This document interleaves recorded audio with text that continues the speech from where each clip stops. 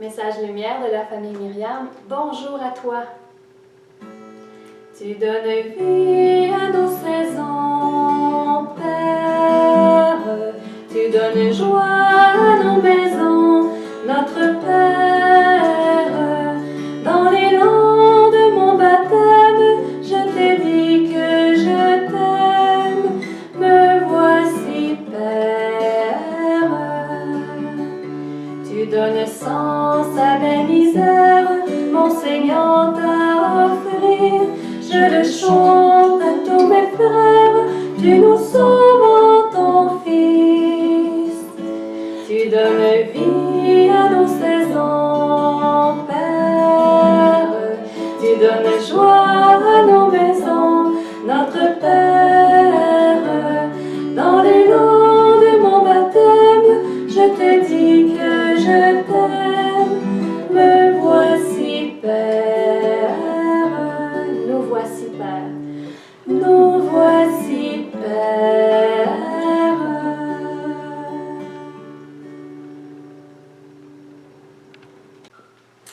Alors, à mon tour de te dire bonjour.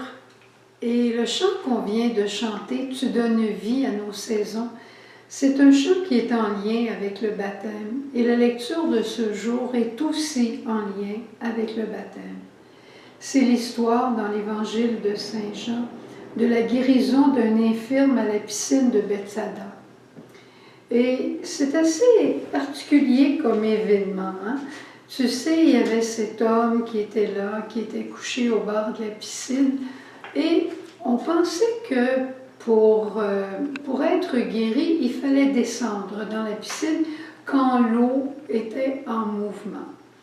Alors, l'homme était là, paralysé. Évidemment, il ne pouvait pas y aller par lui-même, puis jamais il y a quelqu'un qui est venu l'aider pour le faire. Alors, quand Jésus est arrivé, il l'a vu, il s'est approché de lui, il a eu pitié de lui, il a eu compassion pour lui, puis il lui a dit simplement, « Veux-tu guérir? » On peut s'imaginer la surprise de l'homme. Et l'homme n'a pas répondu, l'infirme n'a pas répondu ni oui ni non. Il a simplement dit, « Mais j'ai personne pour me jeter dans la piscine. Et quand l'eau vient à être agitée, alors le temps que moi je peux y aller en me traînant dans ce que je suis capable de faire, c'est fini. » Et voilà que Jésus lui dit simplement, « Lève-toi, prends ton grabat et marche. » C'est extraordinaire parce que la rencontre que l'infirme a faite avec Jésus, dans un instant, ça change complètement sa vie. C'est toujours un peu étonnant, en tout cas, de se dire comment ça se fait que Jésus ne l'a pas aidé à rentrer dans la piscine. C'était pas nécessaire. Il est lui-même, il porte en lui-même, il est lui-même l'eau vive. Mais Jésus descendra, lui, dans les eaux du Jourdain. Il descendra dans la mort pour qu'on remonte, nous, après ça, comme des vivants. C'est un peu comme si Jésus, en allant dans le Jourdain, il y avait cet infirme-là, il y avait toi, il y avait moi, accroché sur ses épaules. Là, on voit des petits enfants qui font ça. Quand leur papa va se baigner, ils s'accrochent bien fort sur le cou de leur papa, puis le papa va dans l'eau, puis les enfants, ils pensent qu'ils nagent. Alors, c'est comme si l'infirme était accroché au cou de Jésus, et Jésus descend dans les eaux du Jourdain, et il remonte, et bon, il entend la parole du baptême, « Tu es mon fils, mon bien-aimé », l'Esprit de Dieu descend sur lui. Et Jésus continue sa rencontre avec l'homme. Ça finit pas là. Jésus n'est pas juste venu pour nous guérir, guérir notre âme, guérir notre corps.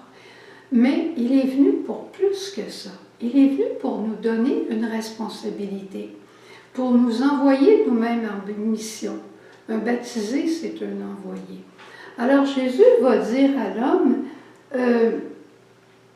maintenant que tu es guéri, il faut que tu changes de vie. Ah bon? Et l'homme fait un acte de foi et après ça, il s'en va annoncer à tout le monde ce qui lui est arrivé. Quand on fait une vraie rencontre avec Jésus, on a toujours envie de le dire à tout le monde. Ça, Ça, c'est la part de Jésus de l'avoir guéri. La nôtre, c'est simplement de nous lever et d'aller vers nos frères. Et dans les temps que nous vivons présentement, pendant ce carême, dans ces temps de difficulté avec le COVID, si on parle de conversion, il y en a qui vont peut-être dire « J'en ai assez des conversions, je suis assez obligée d'en vivre des conversions, des changements, des désinstallations. Je ne peux même pas faire ce que je veux, comme je veux, quand je veux, puis avec qui je veux en plus. Il faut que je reste tranquille chez moi. » Ben, c'est un peu ce que je me dis moi aussi. Mais là, je me suis souvenue d'une parole de l'évêque et d'un saint, Irénée de Lyon, qui dit « Ce qui n'est pas assumé n'est pas racheté ». Ce qui veut dire que ce que tu ne vis pas avec le Christ ne peut pas t'amener encore plus loin dans ta vie intérieure. Hein? Cet isolement que tu es obligé de vivre, dis-toi simplement et dis à Jésus « Je veux le vivre avec toi pareil comme quand tu étais au désert. » Et viens racheter en moi tout ce qui est fausse liberté. Je pense que je n'ai pas de liberté parce que je ne peux pas sortir. D'un certain sens, c'est presque vrai. Mais la vraie liberté est celle d'être attaché à Jésus, d'obéir aux directives civiles. C'est ça d'être libre. Et tu as une chance présentement de faire un grand acte d'obéissance. Tu vas me dire, je le fais, mais fais-le sur un plan surnaturel. Fais-le avec Jésus et tu trouveras en lui la liberté. Comme l'homme paralysé, tu expérimenteras une nouvelle vie, celle de la liberté parce qu'attaché à Dieu. Tu donnes vie à nos saisons, Père. Tu donnes joie à nos maisons, notre Père.